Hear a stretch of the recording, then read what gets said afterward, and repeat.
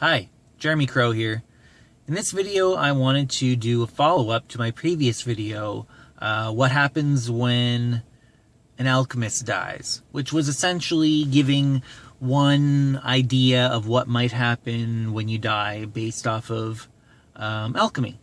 Now, one of the comments that I got was, how do you go about doing the alchemical process on your soul while you're alive? Because what I mentioned there is that if you are able to, I'll just do a quick little summary. So essentially, when you die, the physical body, the components between the parts of the physical body start breaking down and eventually go on to make other bodies, like worm bodies or daisy bodies, like the old saying, you get eaten by worms and you fertilize the daisies, right? Now, when you die, the same thing kind of happens to your soul, where the various different soul fragments, the bonds between them, break down, and then that soul material goes on to make other souls. Not necessarily just you're reincarnated as one thing, just the various components break apart. Now, I mentioned that if you are able to put your soul through the alchemical process where you break it down into its component parts while you're still alive, take each part and purify it, and then recombine the purified fragments together to forge a unified whole that is so unified that it can't be broken down anymore. And then when you die, your soul won't break down in that second death, And so how do you do that soul alchemy to forge a unified or complete harmonized self from the disparate soul fragments that you've inherited or picked up along the way? Well, actually, that's a huge question, because there are so many different things you can do to help achieve that. Now, one mundane thing you can do is just psychotherapy. A lot of psychotherapy will actually process a lot of that material for, help. You'll get help guiding you through processing some of that material. To be honest, I don't really know how effective that is. I've never experienced that kind of like psychotherapy. But I know that, who was it?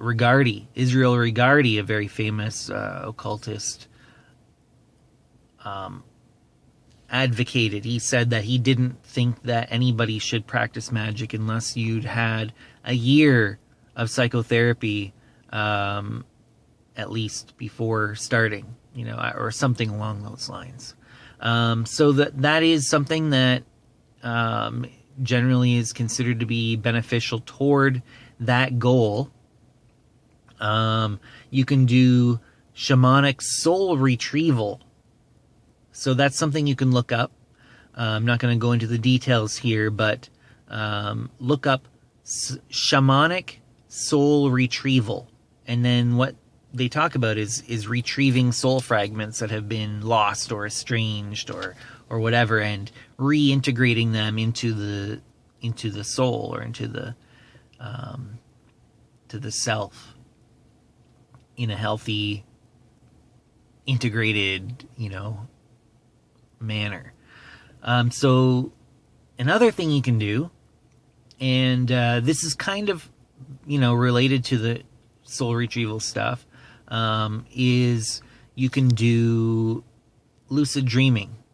So if you practice lucid dreaming, you're gonna encounter malevolent dream characters or even malevolent environments in your dream. Now, everything in the dream essentially is an aspect of yourself that has been encapsulated in a symbolic form. Whether that be, like I said, the environment itself or an actual dream character. including the dream character that you're playing. So the dream character that you are experiencing the dream through is just one aspect of your psyche. That's not who you are. It's just a part of yourself that you identify with. It's not your whole self or your complete self. So if you do encounter a malevolent entity, generally it's malevolent because it's been estranged or rejected from participation in the greater organism or the greater psyche.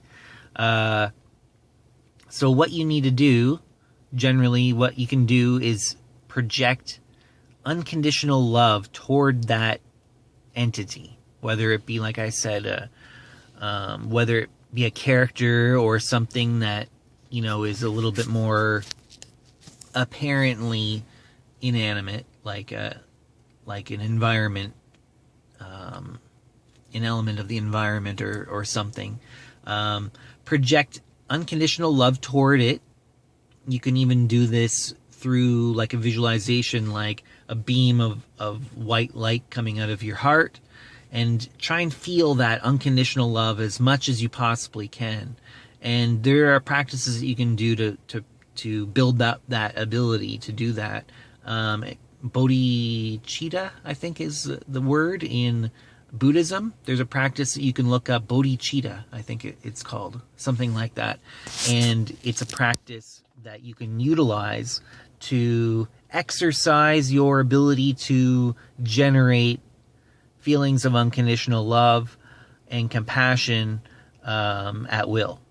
And so that's a good practice to be able to have, so that when you do encounter that malevolent entity in an astral state, then you have that ability at hand to project that unconditional love toward that entity. Now, what you're going to do is, or what's going to happen generally, is it will change the character of that entity, and it will become more vulnerable. Oftentimes, it'll even turn into, transform into like a child. And oftentimes, it is kind of the encapsulated form of a trauma that you experienced as a child. And by trauma, all I mean by that is something that you encountered that you were unable to process with the mental and emotional faculties that you had at the time. So because you were unable to process it at the time, it is a trauma, and your psyche automatically kind of wraps it up, or kind of covers it up, or suppresses it to some extent.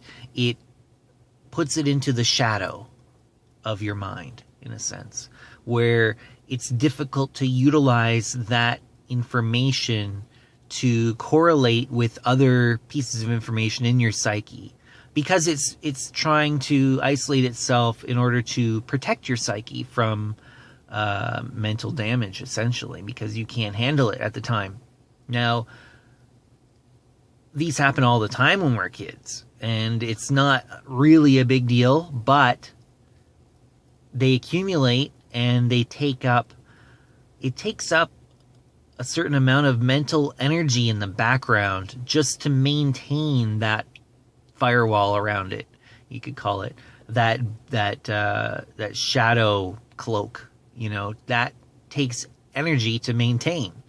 And so you can free up a lot of internal energy by unwrapping these traumas.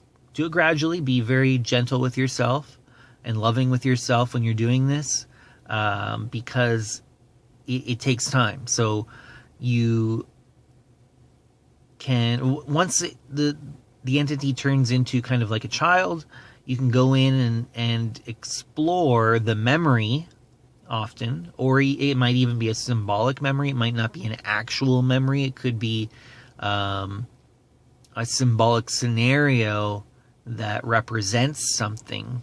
So it doesn't have to be a genuine, actual memory. So sometimes people can mistake these for memories that they have suppressed, and then they go and accuse people of things that they didn't do because it was, a false memory that they mistook for an actual memory that maybe they thought that they suppressed.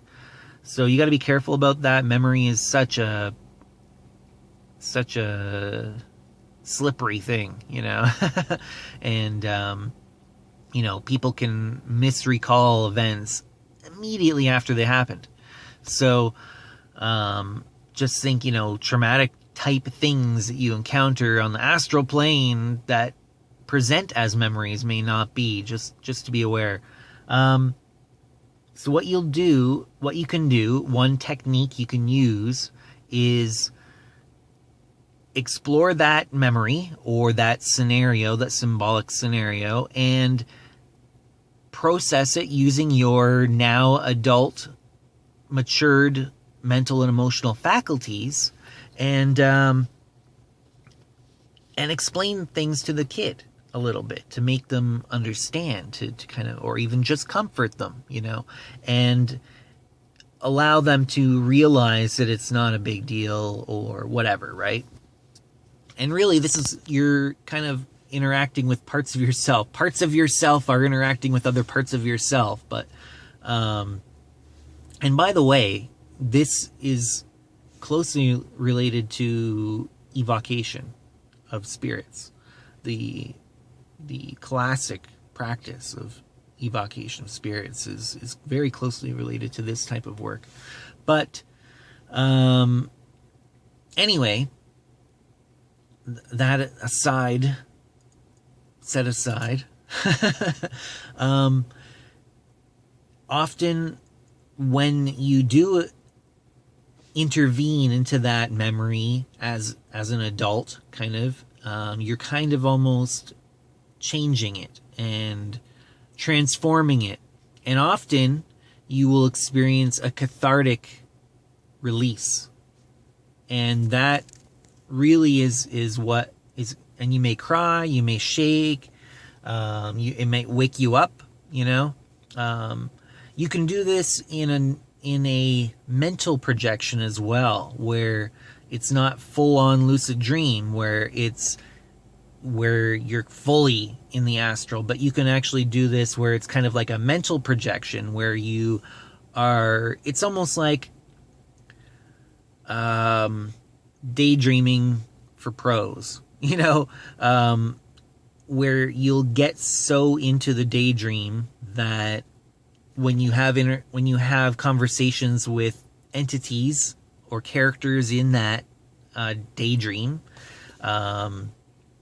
they will say things that will even surprise you sometimes.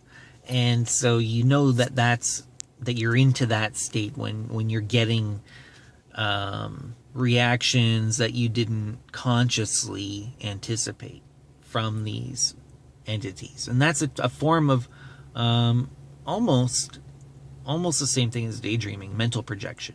And often mental projection is a better way to go about this process than a lucid dream, simply because oftentimes a lucid dream is unstable and you can wake up from it in the middle of the process, right? Although there are tricks you can use to stay in the dream longer, still sometimes you just can't stay in the dream anymore. You'll wake up. So that does happen. So that catharsis is an indication that the healing process has begun in earnest. It has really, you've really kind of brought it back and are working through it and integrating it into your psyche. So that process might take a bit of time to actually complete, right? So don't be doing this like diving in and just digging into your brain and memories and digging at all this stuff like with a man on a mission kind of thing. You gotta work your way through it. Do a small one, work your way through that trauma, and integrate it. And it, some of these things may take years. And, if you've done a lot of work on something, you could potentially move on to the next, right? If it's going to be something that's going to take you years and years to work through, You can work on other stuff as well at the same time, but like I said, just be gentle with yourself when you're doing this process. You know, in the Emerald Tablet, they say suavely and with great ingenuity. So, yeah, so that's important, to be delving into those things, those parts of yourself that are in the shadow, the Jungian shadow, and working through them. Now, there's other stuff that you can do as well to help encourage the alchemical process to happen. And Taoism, there is an entire field of internal alchemy that they have where it's essentially a form of energy work. And it works with a lot of the energies like qi, you could say, and jing, which is like a sexual energy that you have in your body. And you cycle these different energies through your body and transform them into different forms, combine them, things like that. So, but the main thing is that you're working with these energies and cycling them through your energy body, your physical body, that kind of thing. And that helps achieve that alchemical process. That it's a thing that happens, and there's different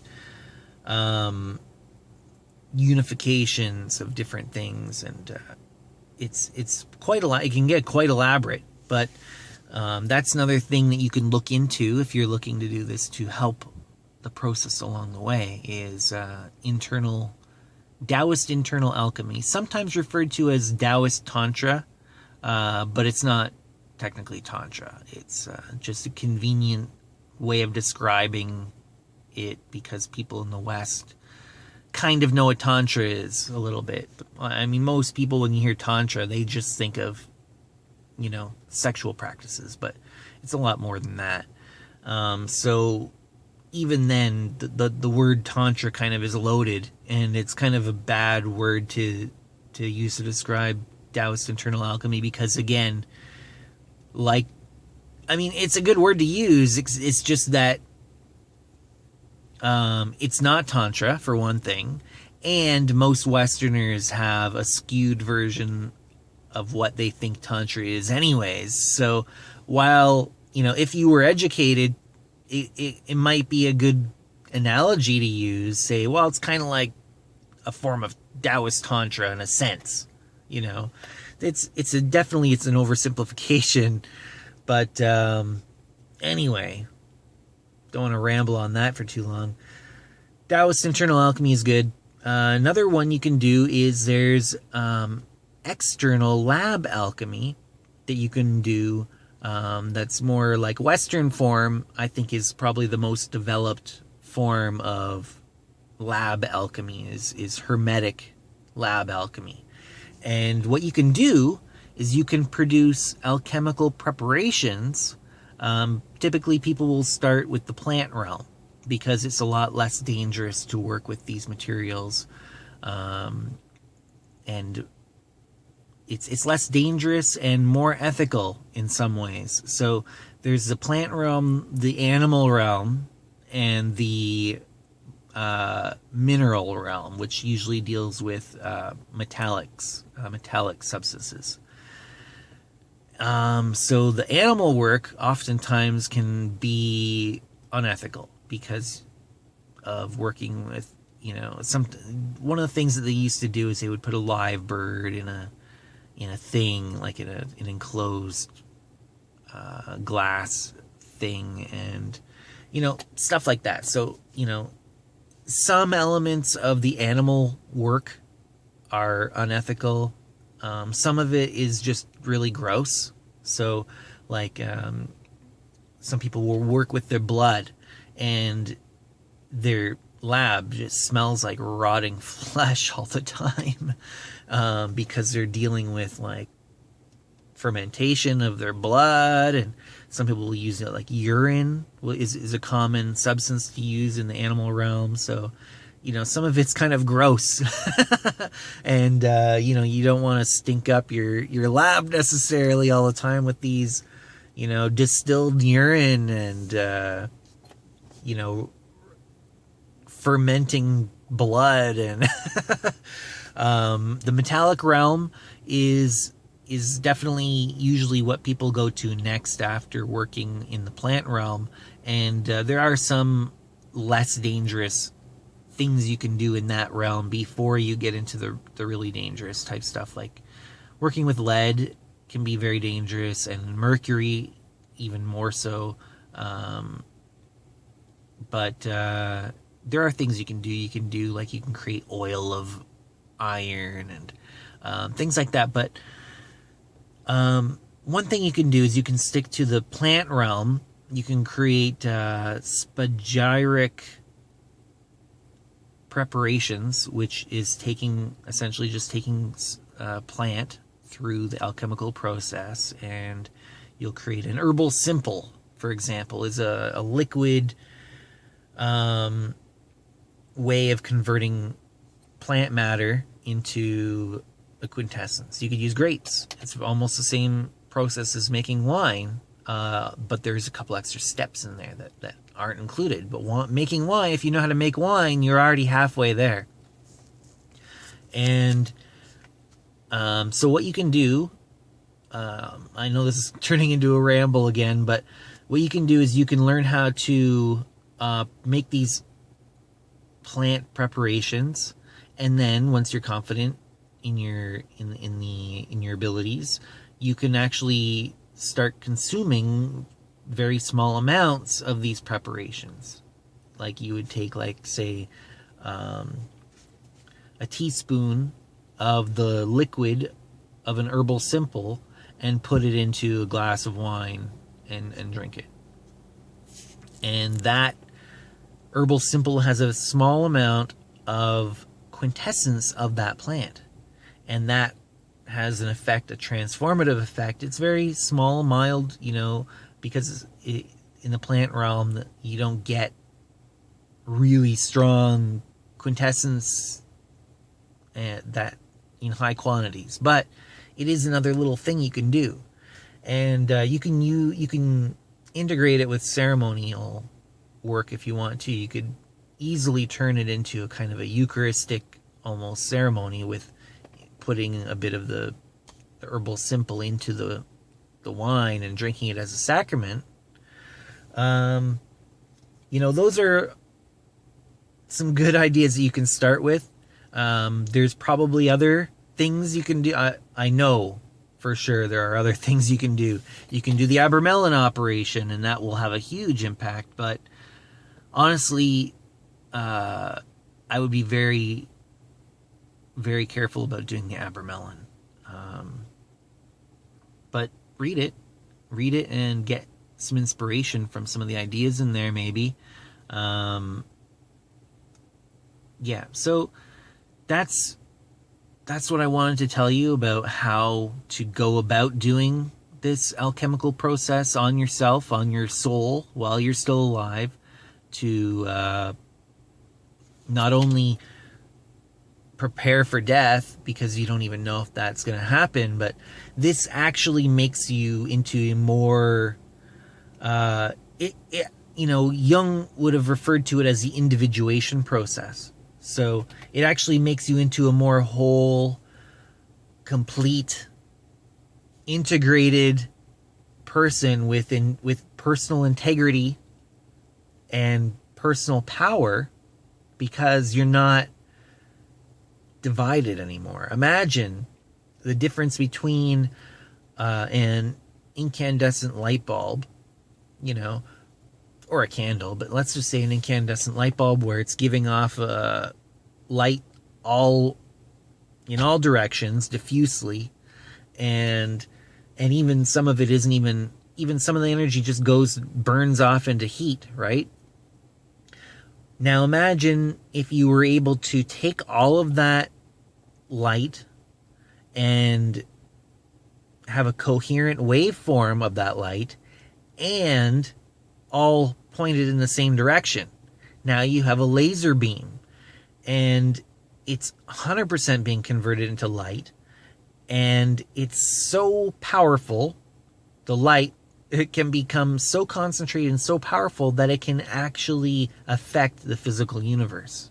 This light can burn through solid matter if you focus it enough, you know. And that's what you're doing with your soul, is you're taking this diffuse light and wasted heat, you know, that you're burning just by maintaining your state of fragmentation, and turning it into a laser light